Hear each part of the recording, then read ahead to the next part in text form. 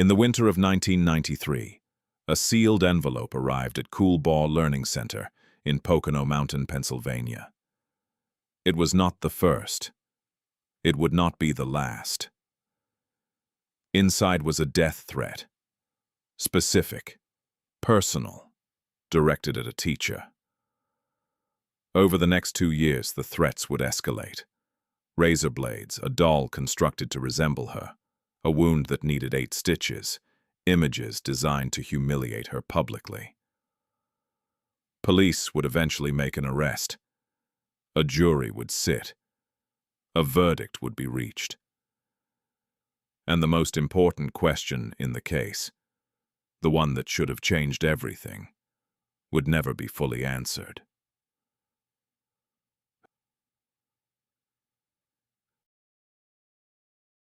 Before Paula Nawrocki became a defendant, before police led her into the center of a case that would nearly destroy her life, she was a first-grade teacher at Cool Ball Learning Center in Pennsylvania. She worked in the Pocono Mountain School District. She taught young children. She had a reputation for being strict. That word can follow a teacher around a school. Strict. It can mean structured. It can mean demanding. It can mean a classroom where children know the rules and adults know where the lines are, but it does not mean dangerous. It does not mean violent. It does not mean capable of a 2-year campaign of anonymous threats, staged attacks, and carefully planted clues. Paula Nawrocki had no known prior relationship to the threats that began circling another teacher in the same school. She was not someone with a documented history tied to the letters. She was not someone caught mailing them. She was not someone connected by physical evidence. She was a colleague, a fellow first-grade teacher. And in the beginning, that was all. Across the same school was Joanne Chambers, a first-grade reading specialist. She was born in February 1949 in Carbondale, Pennsylvania. She was married. She had 1 son. Her husband ran a painting business. Colleagues described her as warm and unconventional. At Cool Ball Learning Center, that made her memorable, maybe even liked. It began with letters, anonymous letters. They arrived at Cool Ball Learning Center in the summer of 1993, and they focused on Joanne Chambers. At first, the complaints sounded personal, petty, specific. They criticized her teaching style. They accused her of using marijuana. They complained that she wore jeans to school.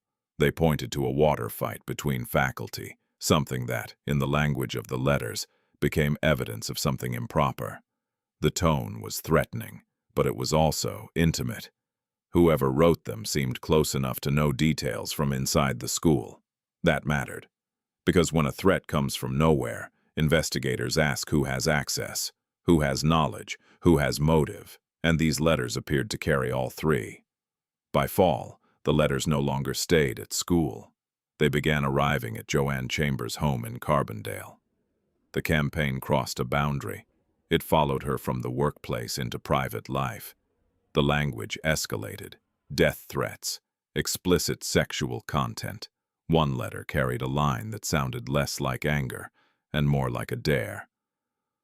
"I am smarter than all of you. I am going to get you in 1 try." Then came a report from Joanne Chambers herself. She said someone ran her off the road. She said she recognized the driver. She identified Paula Nawrocki. Now the anonymous campaign had a face, not through fingerprints, not through handwriting, not through DNA, through Joanne Chambers' word. And once that happened, the case began to move in a direction that would become harder and harder to reverse. To understand why the investigation turned so sharply toward Paula Nawrocki, you have to understand more than the letters. You have to understand the image Joanne Chambers presented, the role she occupied, and the history that had not yet surfaced. Because the most important part of this case did not begin at Cool Ball Learning Center. It began earlier, in another school district, with incidents that looked almost impossible to ignore, once someone finally placed them beside the Chambers case. After the letters moved from school to home, the harassment did not stop. It expanded. The incidents came in different forms, but they all pointed back to Joanne Chambers as the target. Feces were smeared on her classroom chair. Pornographic images appeared with Chambers' own face, pasted over the original actors. They were sent to parents and posted around the community. A photograph of Chambers was stolen from her desk. Then someone left a pink box outside. The doll's hair had been cut to resemble Joanne Chambers' hairstyle. A razor blade sat at the doll's throat. A death threat note came with it. Each act carried a message. Someone knew Chambers. Someone wanted her afraid. Someone wanted others to know she was being targeted. Then the campaign produced its most physical detail. A razor blade was placed under the door handle of Chambers' car. Chambers cut her right middle finger. The wound required 8 stitches. It was short, cruel, precise. And it seemed to confirm everything investigators already feared. This was not just harassment, it had become physical. For the people around Joanne Chambers, the case now had a different weight. A teacher had been threatened at school, threatened at home, humiliated in public, hurt in a way that required medical care. The pattern also created pressure on police, pressure on school officials, pressure on everyone who had to explain why the person responsible had not been stopped. About 10 months into the campaign, the FBI became involved. That alone shows the scale of the concern. This was no longer a local workplace dispute that administrators could contain inside school walls. The case had reached a point where federal investigators stepped in. But even with the FBI involved, no suspect had been identified. No one had been caught mailing the letters. No physical evidence tied Paula Nawrocki to the envelopes. No direct evidence placed her behind the threats. Still, investigators began seeing a pattern. Police noticed that some incidents appeared to connect to statements Paula Nawrocki had allegedly made. The details seemed to line up with things she was said to have expressed or discussed. That became important. Because without direct evidence, the case needed another kind of structure. It needed a story, and Joanne Chambers supplied a powerful piece of that story when she said Paula Nawrocki had run her off the road. From there, Nawrocki became the prime suspect. The investigation leaned heavily on Chambers' testimony and identification. It also carried another fact that would later matter in the civil case. Paula Nawrocki failed a lie detector test. Police Chief Anthony Flugel of the Coolbaugh Police Department led the original investigation. When Nawrocki later sued, he was named in the civil suit. He did not settle. He went to trial, and he won. His defense rested on the position that Nawrocki had been the only suspect who failed a lie detector test. At the time, that result helped support suspicion, but in the life of the case, it would come to stand for something more complicated. In January 1995, police arrested Paula Nawrocki. The counts numbered over 100. Terroristic threats, stalking, recklessly endangering life, harassment. The charges transformed her overnight. She was no longer simply a teacher at Coolbaugh Learning Center. She was an accused stalker, an accused threat, an accused criminal. The school district suspended her without pay from her teaching position. That detail matters. Because criminal charges do not wait for acquittal before they begin punishing a person. They change how people look at you. They change what your colleagues whisper. They change what parents think. They change your income. They change your name. For Paula Nawrocki, the arrest carried the force of public certainty before a jury ever heard the case. But her defense did not accept the story police had built. Nawrocki hired an attorney. She hired a private investigator. And her defense team asked for something that would test the case, in a way testimony could not. DNA testing. The threatening letters and envelopes had been mailed. The stamps had been licked. If the person who sent them left biological material behind, then the envelopes could speak in a language the letters never intended.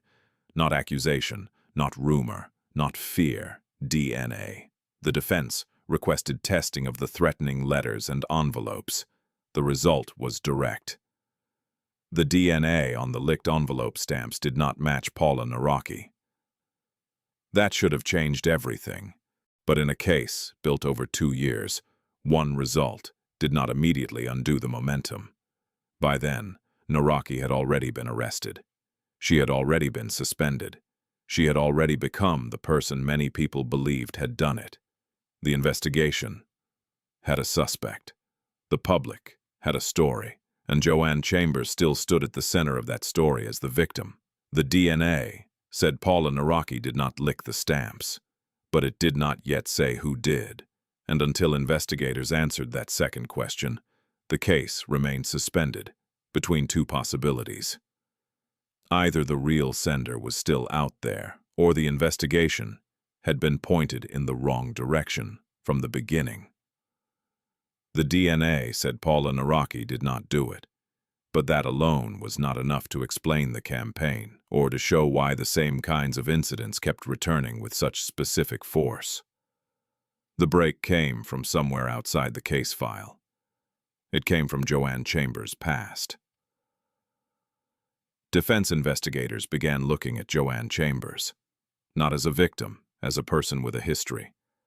That shift changed the case, because once investigators looked backward, they found something that had not been part of the original public story. Before Cool Ball Learning Center, Joanne Chambers had worked at Lackawanna Trail School District in Scranton. Years before the Pocono Mountain case, she had reported incidents there too, and the incidents sounded familiar. Not vaguely familiar, specifically familiar. At Lackawanna Trail, there had been reported fires, burglaries, threats on Chambers' life. Colleagues later testified that Chambers had claimed someone threatened to torch her house. And there was another detail. Feces had previously been found on her chair there too. The pattern was difficult to dismiss. 2 schools, 2 sets of threats, 2 waves of incidents focused on Joanne Chambers, the same kinds of violations, the same movement from personal grievance into staged danger, the same atmosphere of someone close enough to know her and angry enough to frighten her. But now the question changed. What if the pattern did not show that Joanne Chambers had been targeted more than once? What if the pattern showed method? That is the point where the psychological weight of the case comes into view. Because this was not one letter written in a moment of anger. It was not one false report made under pressure.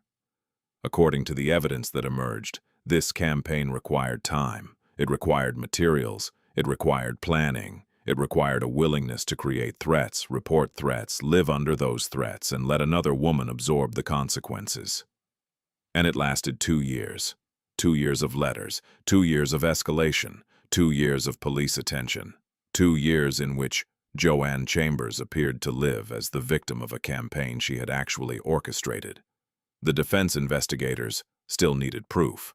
The prior incidents suggested a pattern, but pattern alone does not identify the person who licked a stamp. So, investigators turned to DNA. They collected Joanne Chambers' DNA from discarded trash. That was lawful. No warrant was required. Then they compared it to the DNA from the licked stamps. This time, the result did not point away from a suspect. The DNA from the stamps matched Joanne Chambers. The letters that targeted Joanne Chambers had been sent by Joanne Chambers.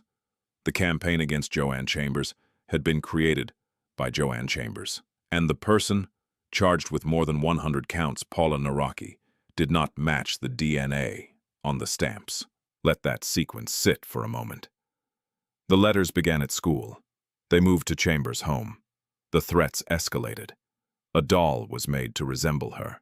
A razor was placed at the doll's throat. A razor blade was placed under her own car door handle. Her finger was cut badly enough to require 8 stitches. Then came the note. "You're sliced."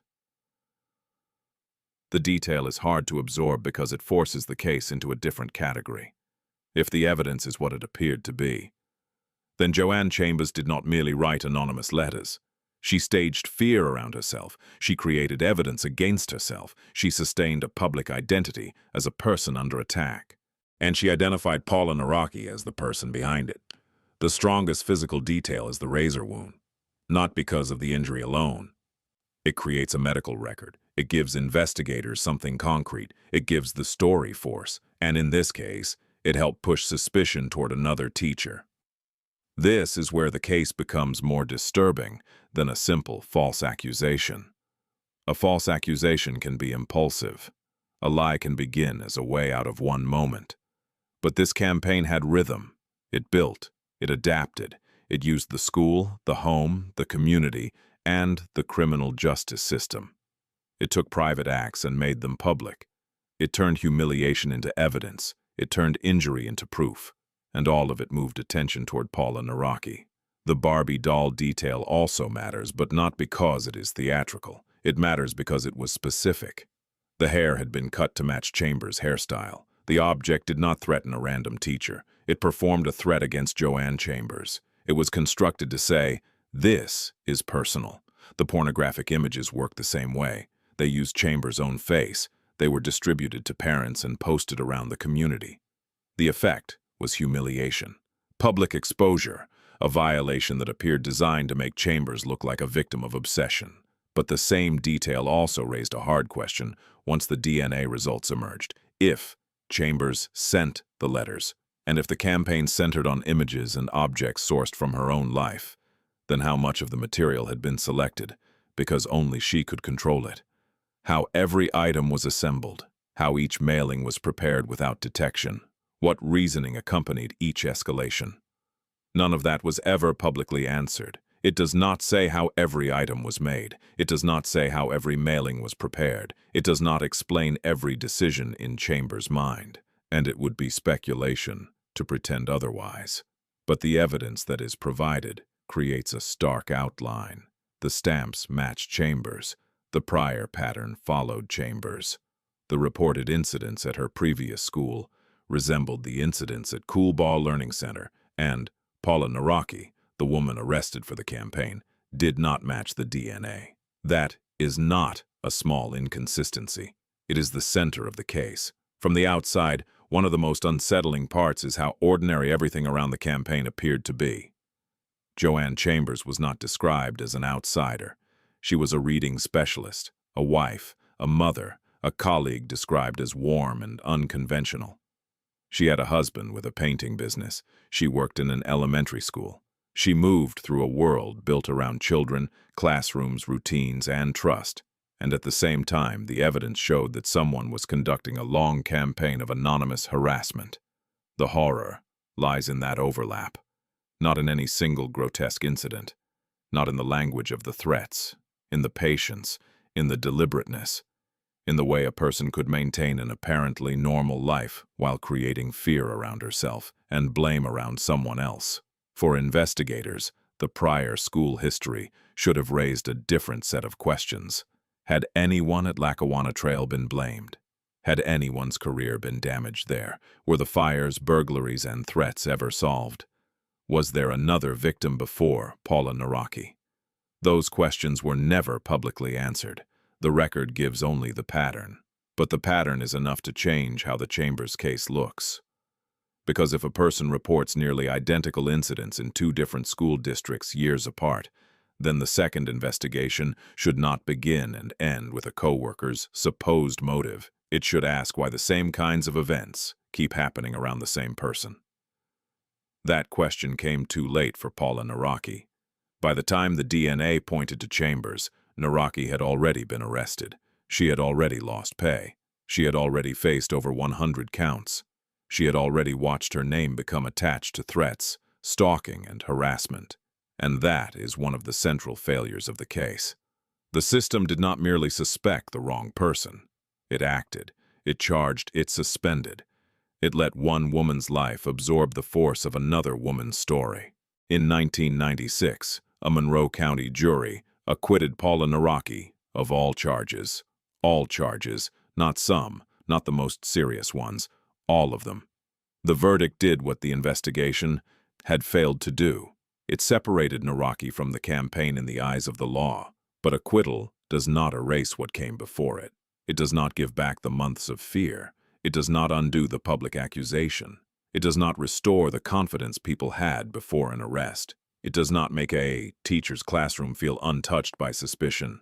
The legal system can say not guilty. It cannot always make a person whole. After the acquittal, the case moved into another arena. Civil court. Paula Nawrocki filed a federal lawsuit seeking $9 million. She named people and institutions connected to what had happened to her. The school district eventually settled for $600,000. Joanne Chambers settled for $25,000. There was no admission of guilt from Chambers. Police Chief Anthony Flugel, who led the original investigation, did not settle. He went to trial, and he won. His defense was clear. Paula Nawrocki had been the only suspect who failed a lie detector test. That point sits uneasily beside the rest of the case. Because the DNA did not match Nawrocki, the jury acquitted her. The later evidence pointed toward Chambers, and still, the failed lie detector test helped defend the original investigation in civil court. That does not mean the chief acted with malice. The public record does not say that. It means the case exposes a weakness in how suspicion hardens, a test result, a witness identification, a pattern of alleged statements, and a frightened victim can combine into a story that feels coherent. But coherent does not mean true. In 1997, the Pocono Mountain School Board cleared Paula Nawrocki. That mattered officially. It mattered professionally. It mattered because the institution that had suspended her without pay now had to acknowledge that the case against her did not hold. But the public record does not say that her life returned to what it had been. It does not say where she taught next. It does not say how long it took for people to stop associating her name with the charges. It does not say whether they ever did. As for Joanne Chambers, the most striking fact is what did not happen. She was never criminally charged. Prosecutors declined to bring charges. No official public explanation is provided in the research here. That absence has followed the case ever since, because the evidence appears damning. DNA from licked stamps matched Chambers. It did not match Nawrocki. Investigators found a documented history of nearly identical reports at a prior school. The incidents at Coolbaugh included staged threats, personal humiliation, and a wound that helped support the idea of an outside attacker. Yet Chambers faced no criminal prosecution. That gap leaves the case unresolved in a way an acquittal alone cannot close. The system corrected one mistake by clearing Paula Nawrocki, but it never fully answered the question of accountability. Then, nearly 2 decades later, Joanne Chambers' name surfaced again. In 2015, at age 66, Chambers applied for a teaching position at Hazleton Area School District. Local parents searched her name online. They found the coverage. They alerted the school board. The board tabled the hire, citing grave concern. That phrase is restrained, but it carries weight. Grave concern, not curiosity, not routine caution. Concern serious enough to stop the process. It is the last documented point in the public record of this case. A woman once linked by DNA to an anonymous harassment campaign against herself attempted to return to teaching. Parents found the history. The board paused, and again, the case remained defined by what people could prove, what institutions would act on, and what stayed unresolved. Where are Paula Nawrocki and Joanne Chambers today? No current public account exists for either woman beyond Chambers' 2015 teaching application and the school board's response. That matters, because in true crime, absence can tempt people to fill the space with guesses. This case does not need that. The verified facts already carry enough force. A teacher was accused. A jury acquitted her. A school board cleared her. She received settlements from the school district and from Chambers. Another teacher, described by colleagues as warm and unconventional, was matched by DNA to the stamps on the threatening letters. She was not charged, and the official public record does not explain why. What does the case mean for the justice system? It means investigations can become trapped inside the first convincing narrative. It means a victim's account can carry enormous power, especially when the surrounding incidents look frightening and specific. It means direct evidence matters most when someone insists on testing it. Here, that insistence came from the defense. Paula Nawrocki's team asked for DNA testing. That request changed everything. Without it, the case against her may have continued to rest on testimony, suspicion, and a failed lie detector test. DNA did not just create doubt. It redirected the case. It moved the center of gravity from the accused teacher to the teacher who had claimed to be targeted. And it forced everyone to confront the possibility that the entire campaign had been constructed from the inside. The case also asks what happens when an institution clears a wrongly accused person after the damage has already been done. Money can settle claims. A board can issue a clearance. A jury can acquit. But the machinery of accusation leaves marks, especially when the accused person works with children, inside a community where trust is everything. For Paula Nawrocki, the case was not only legal, it was professional, it was personal, it was public. And it began because someone else's story became stronger than the evidence behind it. The question that remains is the one the case never answers publicly. Why was Joanne Chambers never criminally charged? One view is simple. Prosecutors failed. They had DNA from the licked stamps. They had a prior pattern from another school. They had a wrongly accused woman who had been arrested on more than 100 counts. From that perspective, the decision not to charge Chambers looks like an institutional refusal to confront the full consequences of the mistake. But there is another possibility. The evidence may have been damning, but prosecutors may have seen legal gaps they did not believe they could close.